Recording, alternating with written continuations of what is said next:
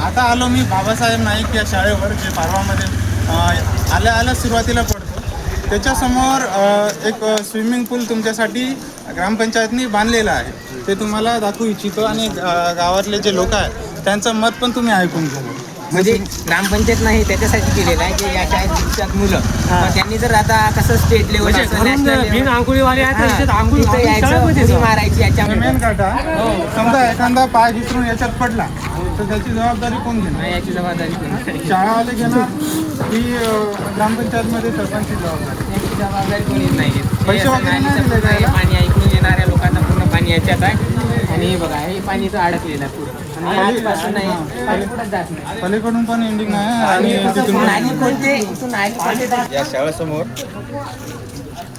पाण्याचं व्यवसाय असलेला आहे आणि बरेच काही लोक समजा काहीच करू शकत नाही.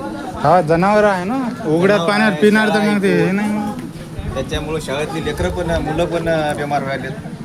आता हे बघा, हे एक नाल्यासारखं झालेलं आहे. पलीकडून बंद नाला आहे. नाही तर स्विमिंग पूल आहे आमचा. पलीकडून बंद आहे. कुठं जाण्यासाठी खाली उतार आहे. पलीकडून जाण्यासाठी कुठं काही मार्गच नाही. आणि याच्या खाली पाईप वगैरे होते. पलीकडे नाली बनवलेली आहे. आणि हे नाल्याचं पाणी खूप दिवसापासून इथं जमा आहे. लहान्या वार्डमधून प्रत्येक घरातून